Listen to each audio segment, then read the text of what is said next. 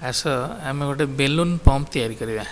Balloon ये आमको दरकार बेलून, साइकेल ट्यूब पाइप, आउ गोटे फोटो डबा नवा, फोटो रिल डबा ता तल कणा करदे, आउ गोटे फोटो रिल खोल कणा करदे बर्तमान। एवं खोल कणा जो कले से डेलीवरी पाइप जो आमर पा बाहर पंपर से पाइप लगेगा ऊपर गोटे कणा करदे। एबे कौन करवा गोटे 4 सेंटीमीटर गोटे सेलो टेप नवा, तार गोटे सेंटीमीटर फोल्ड करदे अठा पटटा, जहाँफल तार अधा अठा रहा अठा नथिबो। बर्तमान से जो कणा मुहरे जोटा अठा नाही से पटटा को रखिकी अठा पटटा को साइड रे चिपके दवा, लगेदेले बर्तमान देख आमर गोटे पटे ठेलिले खोलिबो, आ सेमती ठीक से भाया आउ गोटे तैयारी करवा और से खोलर तल पटे लगेदेवा।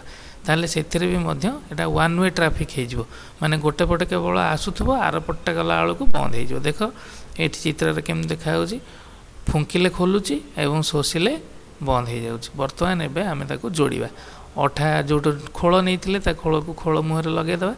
गोटे 8 इंच गोटे साइकिल ट्यूब नवा एवं ताकू जॉइंट करदे प्रथमे ऊपर डेलीवरी पाइप जो थे आम करुचे चित्र जमती देखाई सेमती जॉइंट कर एवं ता तले आमे जोटा तैयारी करथिला आमे पंपर तल भाल्व सेटा को लगेदेवा। बर्तमान गोटे पाइप रे बेलून को भल कि टाइट कर बांधी दियो एवं से पाइपटा को से डेलीवरी पाइपटा को नहीं ऊपर रख लगे दियो जमती लगाई। बर्तमान तलू आ ऊपर जदि आम प्रेस करवा ताहले देख पवन केमती गोटे आड़ू जाइए बेलून को फुलाऊँच, देखले तो।